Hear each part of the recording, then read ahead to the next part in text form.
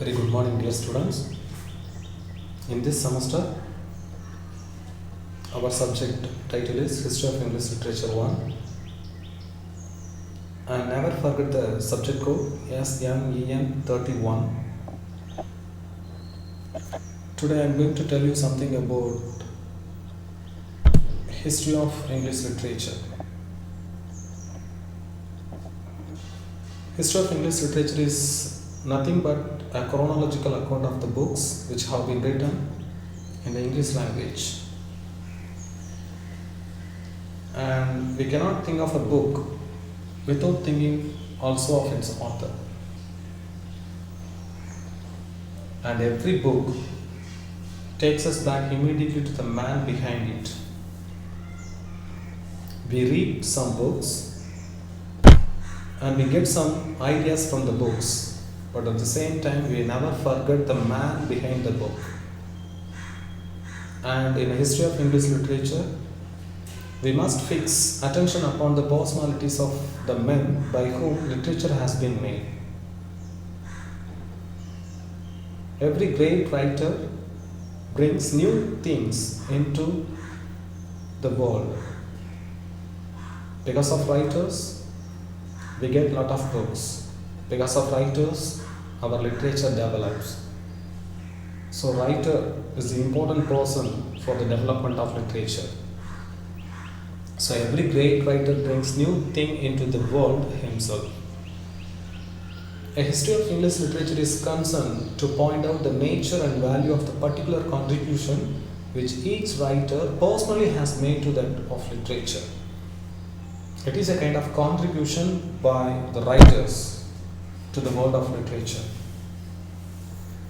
So for the development of literature, writers are very important persons. And literature grows and changes from generation to generation, and each age has its own lines of interest and its own way of thinking and feeling about things. And ordinary English history is our nation's biography. Ordinary English history is our nation's biography, but a nation's literature is its autobiography. So whatever and what is the sources of a nation? Literature is the main source. That is its autobiography. So because of writers, our literature gets a complete and very good shape. So literature of a nation is its autobiography. The history of English literature is always divided into periods.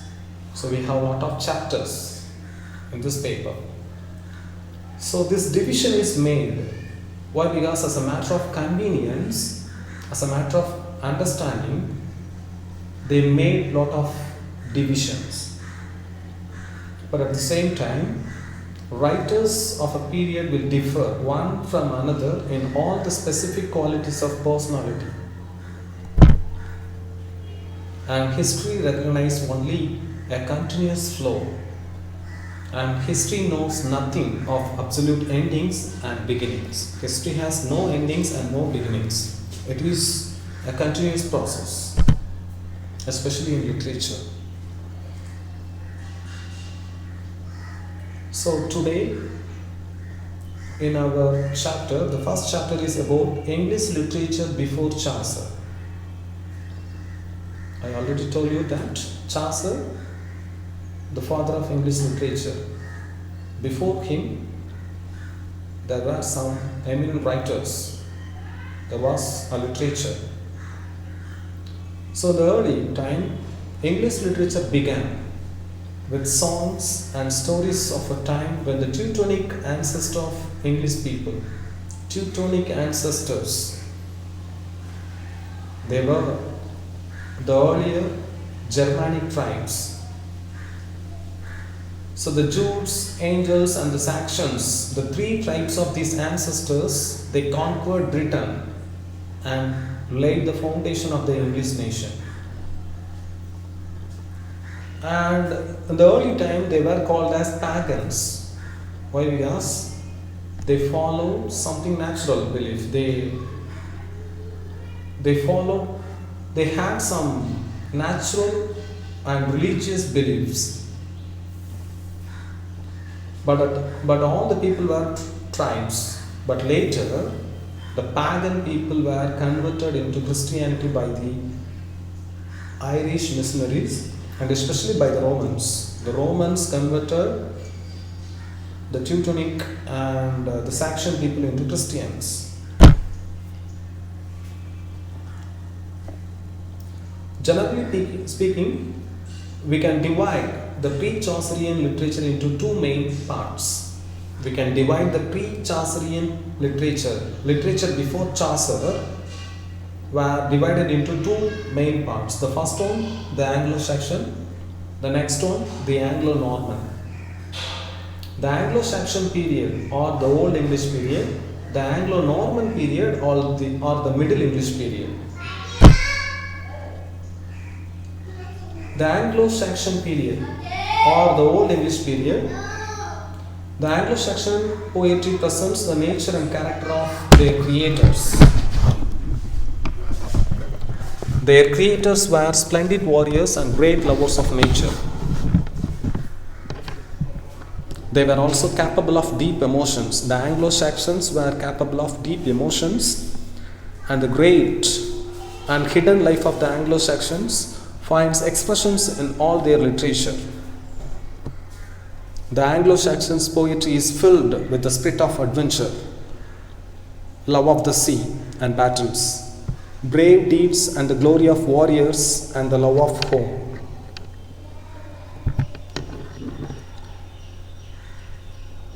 The most notable work of Anglo-Saxon time was Beowulf. Beowulf is the first Old English epic, but at the same time, it is an anonymous work. The story of Beowulf is about the heroic adventures and exploits of the protagonist Beowulf. It is an adventure story of Beowulf. And the Anglo-Saxon poetry was full of sea and war. And the story Beowulf, it is an epic. In that epic contains nearly 3,000 lines. The other important writers of the Anglo-Saxons were Caedmon and Cenwulf. The Caedmon is the first maker of English verse. He was an uneducated man, but he was inspired to sing a song. He was inspired to write poetry about first created things. The Holy Bible was read to him, and he turned some pages of Holy Bible into verse. The stories in verse known as Caedmon's Paraphrases. Caedmon's Paraphrases was the first and very good work of Caedmon, which was written about AD 670.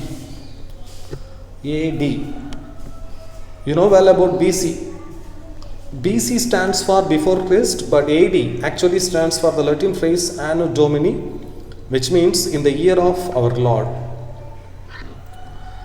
AD, Anno Domini, a Latin phrase which means in the year of our Lord.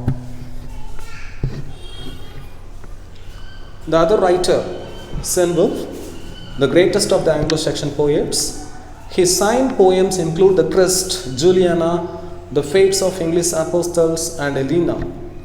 Cenwulf's The Dream of the Rood is the finest of all English religious poems.